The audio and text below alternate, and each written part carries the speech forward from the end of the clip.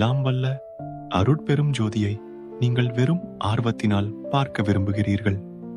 அவருடன் நெருங்கவும் இந்த அனுபவத்தை ஒரு புதிய விளையாட்டாக கருதுகிறீர்கள். நான் உங்களுக்கு சொல்கிறேன், கடவுள் தொடர்பான விஷயங்களில் எந்த விளையாட்டையும் விளையாடாதீர்கள். இது பொறுப்பற்ற தன்மை. இந்த அருட்பெரும் ஜோதி எந்த ஒளியையும் அல்லது மின்னலையும் விட எண்ணற்ற மடங்கு வலிமையானது என்பது உங்களுக்கு தெரியாதா? நீங்கள் நெருப்புக்கு பயப்படுகிறீர்கள், ஆனால் அருட்பெரும் ஜோதிக்கு அல்ல. வெறும் ஆர்வத்தினால் அவர் உங்கள் முன் தோன்றுவதற்கு பொறுப்பற்ற முறையில் விரும்புகிறீர்கள். நீங்கள் தயாராக இல்லாத போது அவர் உங்கள் முன் தோன்றினால் உங்கள் மனம் பைத்தியமாகிவிடும். தாங்க முடியாத வலியால் உங்கள் உடல் அதிர்வுறும். நீங்கள் ஊமையாகவும் குருடாகவும் மாறுவீர்கள். யாராலும் உதவ முடியாது அலையும் பைத்தியக்காரனைப் போல் உங்கள் வாழ்நாள் இறுதி வரை ஆகிவிடுவீர்கள். அருட்பெரும் ஜோதி எப்போதும் ஒன்றிணைந்து வெளிப்படுபவரின் அறிவுரையை கேளுங்கள். உங்கள் மனதை தயார் செய்யுங்கள். மிகுந்த கவனத்துடனும் அக்கறையுடனும் உங்கள் உடலை தயார் செய்யுங்கள். வெளிப்புறத்தை மட்டுமல்ல, உட்புறத்தையும் தயார் செய்யுங்கள். கொல்லப்பட்ட உயிரினங்களை உண்பதை நிறுத்துங்கள். கெட்ட பழக்கங்களையும் எண்ணங்களையும் அழித்து விடுங்கள். பின்னர் அத்தகைய எளிமையில் என்னிடம் வாருங்கள். ஜோதியின் பெரும் அருளை பெற நீங்கள் உண்மையிலேயே ஆசைப்பட்டால், அதை உணர உங்கள் தாயும் தந்தையும் உங்களுக்கு உதவுவது போல் நான் இருக்கிறேன். நான் தெய்வீக அருட்ஜோதியை பிரதிபலிக்கும் கண்ணாடி. உங்கள் கவனத்தை என் மீது செலுத்தினால் உங்களால் பார்க்க முடியும். ஏனென்றால் நான் அவருடைய பிரதிபலிப்பு மற்றும் அவரிடமிருந்து வேறுபட்டவன் அல்ல. இருப்பினும் என்னை எப்படி கண்டுபிடிப்பது என்று நீங்கள் கவலைப்படுகிறீர்கள். நான் குறிப்பிட்ட எந்த இடத்திலும் இல்லை. நான் தங்குமிடம் முழு பிரபஞ்சம். ஆனால் நீங்கள் என்னை அழைத்தால் நான் உங்களுக்கு நெருக்கமாக இருப்பேன். அருட்பெரும் ஜோதி என்ற மந்திரத்துடன் ராமலிங்கா என்று அழைக்கவும் நான் வருவேன். நீங்கள் என்னை பார்க்க முடியாது, என்னை தொட முடியாது. ஆனால் உங்கள் நுட்பமான சாரத்தால் நீங்கள் என்னை உணர முடியும். ஏனென்றால் நான் அனைத்து படைப்புகளுடன் ஒன்றிணைந்து உங்கள் அனைவரிடமும் நிலைத்திருக்கிறேன்.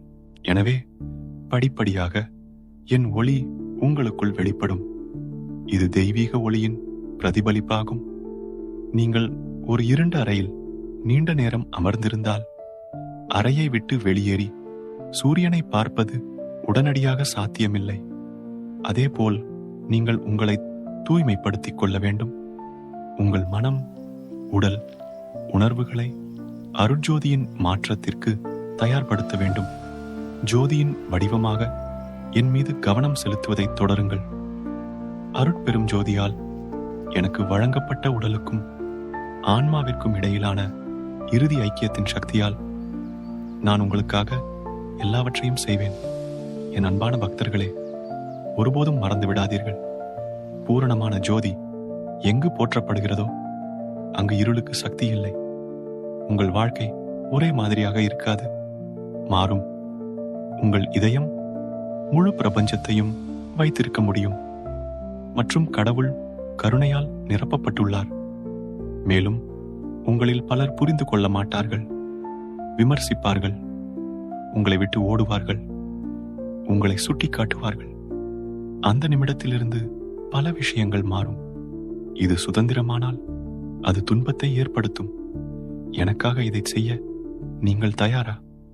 நான் இந்த ஜோதியை பற்றி ஒரு கவிதை வடிவத்தில் பேசினேன். ஆனால் என் வார்த்தைகளின் உண்மையான அர்த்தத்தை யார் உணர்ந்தார்கள்? அழகான கவிதைகளின் மீது காதல் வயப்பட்டு, வசனத்தின் அழகில் வசப்பட்டு, அர்த்தத்தால் அல்லாமல் அவற்றின் உண்மையான மதிப்பை மறந்துவிட்டனர் பலர். பக்தி என்பது மிக சிறந்த இறுதி வழி. நீங்கள் அதை செய்ய விரும்பவில்லை என்றால் அருட்பெரும் ஜோதியை நீங்கள் என்றென்றும் மறந்துவிடலாம். கடவுளுக்காக தன்னை தியாகம் செய்ய விரும்பாதவர்களுக்கு அந்த அருட்பெரும் ஜோதி தோன்றாது, எப்போதும் மறைக்கப்படும். உங்களின் பழைய வாழ்வையும் உலக இன்பங்களையும் விரும்புபவராக இருந்தால் பரிபூரண ஜோதியை போற்றி நான் எழுதிய என் கவிதைகளை தொடர்ந்து அழகாக பாடி யாத்திரை தலங்களில் சுற்றித் திரிந்து கண்ணீருடன் மந்திரங்களை சொல்லி விடுமுறையை கொண்டாடலாம் மாதபூசத்தில்.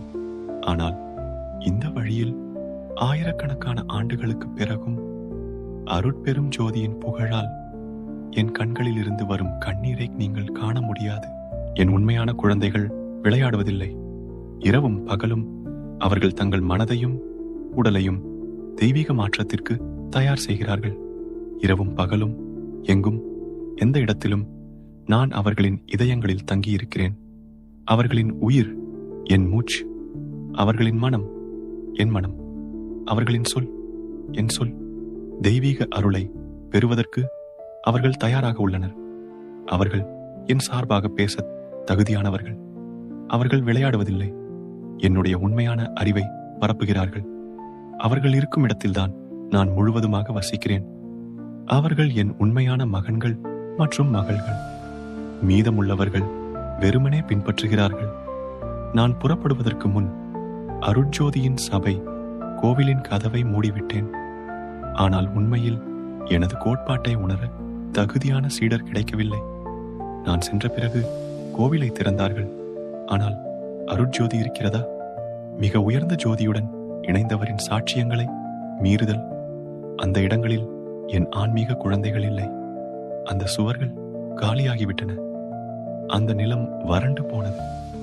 எனது வசிப்பிடம் எங்கெனில் அருட்ஜோதியின் அனைத்து உயிரினங்களின் மீதும் அன்பும் அக்கறையும் செலுத்தும் என் குழந்தைகளின் இதயங்களில்.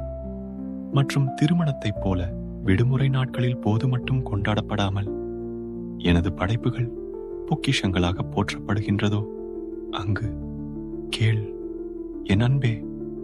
நான் நிரந்தரமாக இருப்பவன். நான் எப்பொழுதும் பகிர்ந்து கொண்டேன். எதையும் எடுக்காமல் பகிர்ந்து கொண்டேன். ஆனால் என்னை பின்பற்றுபவர்கள் எடுத்துக்கொண்டும் இருக்கிறார்கள். பகிர்ந்து கொள்ளவில்லை.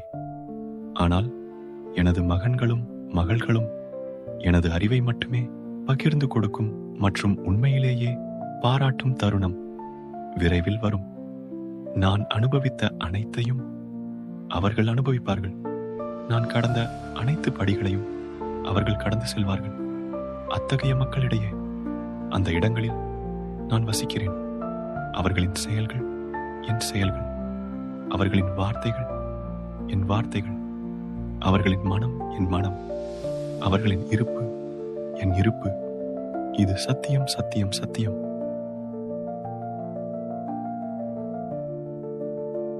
அருட்பெரும்